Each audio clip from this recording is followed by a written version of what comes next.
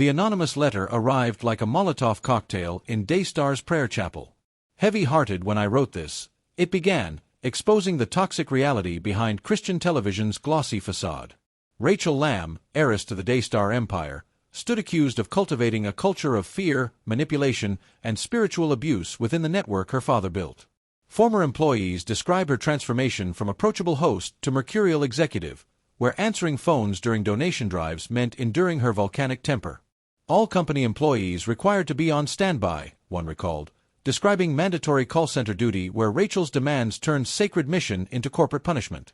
This wasn't just workplace friction, it was a betrayal of the very faith Daystar broadcast to millions.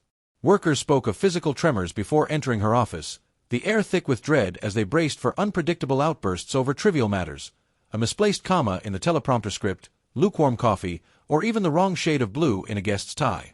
The ministry's prayer warriors became anxiety-ridden shells, jumping at sudden elevator chimes that might signal Rachael's arrival. Like, comment, and subscribe. This investigation demands eyes. Rachael's ascent was preordained. Born into Daystar's founding dynasty, she was groomed for leadership since childhood, appearing on camera at age 6 during Christmas specials. Marcus Lamb, her charismatic father, founded the network in 1997 as an evangelical powerhouse, reaching 200-plus countries with homespun charisma. Rachael mirrored his on-camera charm, her rehearsed warmth and faith-based message making her a viewer favorite. But behind the scenes, a darker trajectory unfolded. By her 30s, she'd seized operational control, programming decisions, event management, even finances. A confidant revealed how Marcus had privately asked senior staff to help Jonathan, her brother, become president, exposing biblical succession plans favoring firstborn sons. Yet Rachael systematically outmaneuvered her brother, leveraging her communication gifts and relentless drive to dominate production meetings. Her rise revealed Daystar's open secret, nepotism dressed as divine calling, where board members bowed to Lamb bloodlines while qualified outsiders hit glass ceilings. As power concentrated, the cracks spread.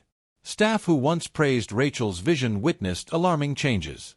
The approachable leader who remembered birthdays gave way to someone aloof and abrasive, sweeping through hallways with security detail. Whispers described her as a perfectionist who demanded flawless execution but offered zero grace for missteps. Production assistants recounted being publicly humiliated for minor errors like misspelled lower thirds. Managers described capricious firings after voicing concerns about budget overruns. One former producer confessed how she thrives on control, citing an incident where Rachael ordered last-minute script changes during live broadcasts, forcing theologians to ad-lib doctrinal segments while technicians scrambled. The dissonance was jarring. On air, she preached Christian compassion. Off-air, employees navigated a minefield of unpredictable rage. The anonymous letters detailed specific horrors like mandatory prayer shifts where staff endured 12-hour phone bank marathons during donation drives, denied bathroom breaks while donors poured out heartbreak. Spiritual gaslighting occurred when Rachael quoted scripture to justify verbal abuse, shouting phrases like, "iron sharpens iron," while berating interns. Erratic behavior was often linked to prescription drugs kept in her desk drawer, Adderall for marathon editing sessions, Xanax for sudden mood crashes. Employees lived under the green room rule, where eye contact with Rachael without permission could trigger write-ups. Former marketing director Sarah Kay described a breaking point during a telethon when Rachael threw a binder at her because donor numbers dipped 2%, screaming that Satan was using her incompetence to steal God's money as technicians muted her mic. Family tensions exploded into corporate warfare after Marcus Lamb's 2021 COVID death. Rachael's brother Jonathan was abruptly terminated days after questioning accounting irregularities, with Daystar alleging refusal to improve performance. Jonathan fired back, accusing Rachael and mother Joni Lamb of orchestrating a smear campaign, leaking fabricated emails about his lack of spiritual maturity. Joni stated Jonathan was disappointed he wasn't named president, revealing bitter succession battles fought through scripture-twisting board meetings. Former directors described Rachael consolidating power, sidelining dissenters who questioned her leadership with forced prayer sabbaticals. The feud turned sinister when whistleblowers reported being followed by private investigators in unmarked vans. One employee who leaked evidence to journalists admitted they didn't feel safe, describing midnight hang-up calls and vandalized cars with broken "Pray for Daystar" bumper stickers.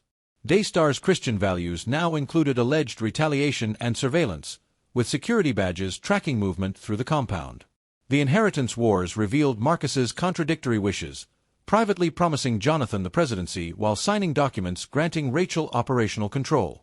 Joni's swift remarriage to televangelist Doug Weiss just 10 months after Marcus's death further destabilized leadership, with Rachael reportedly calling the union a disgrace to Dad's legacy. She then purged Jonathan's allies, installing loyalists in finance and prayer departments who reported her manic episodes.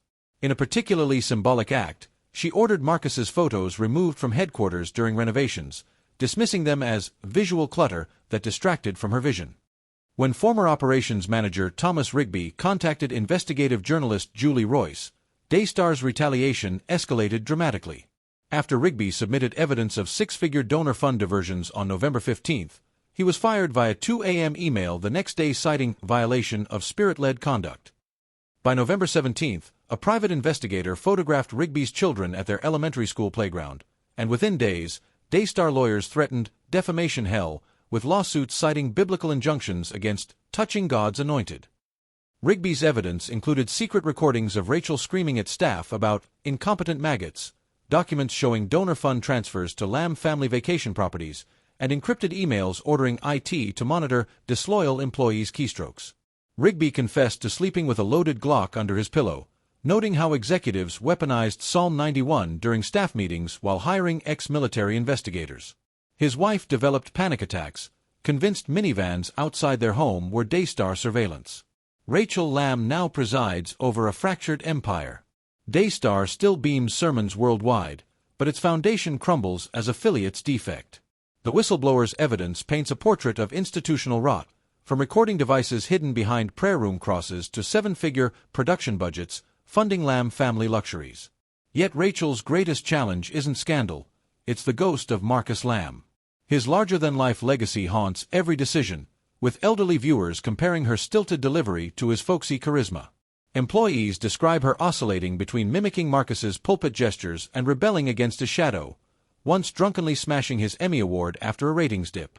The stark contrast between her public and private personas became increasingly exposed: on-air warmth versus off-air screaming fits caught on hallway cameras, sermons about servant leadership versus firing a janitor over scuff marks on her parking spot, tearful promos about family values while not speaking to her brother for 18 months, and begging impoverished viewers for donations while approving $200,000 private jet upgrades featuring gold-plated seatbelt buckles.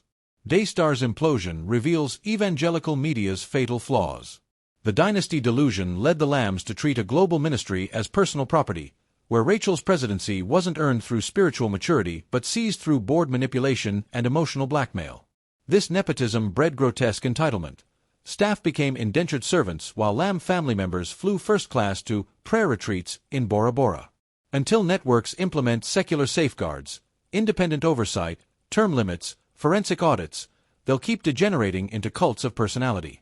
Accountability black holes allowed Rachael's abuses because Daystar equated criticism with demonic attack. Employees bottled trauma until breakdowns occurred during live broadcasts, fearing they'd lose salvation by exposing God's chosen.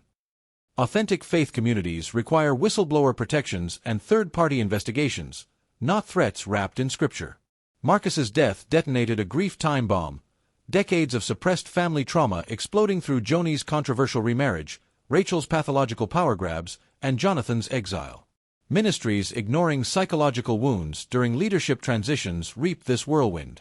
Financially, the $100 million annual donation machine revealed rotten core. Luxury suites at Cowboy Stadium booked as outreach events, while warehouse workers making $11 per hour packed prayer blankets for donors. When Rachael ranted about Satan stealing God's money, she exposed the grift, selling divine favor while practicing hedge fund greed. The only path to redemption demands concrete action. Rachael surrendering control to non-family executives with no Lamb ties, repaying misused donor funds with 20% interest like biblical restitution, filming public apologies to each bullied employee without teleprompters, and funding independent investigations into surveillance abuses. Until these steps are taken, Daystar remains a gilded cage of hypocrisy, a cautionary tale of empire building where stained glass windows hide rotting frames. The cameras keep rolling, the donation thermometers keep climbing toward celestial goals, and the Lamb dynasty's golden calf grows heavier on the altar of ambition while the cracks in their faith deepen into irreparable canyons. Like if you demand accountability, comment your prayers for victims. Subscribe as we track Daystar's reckoning.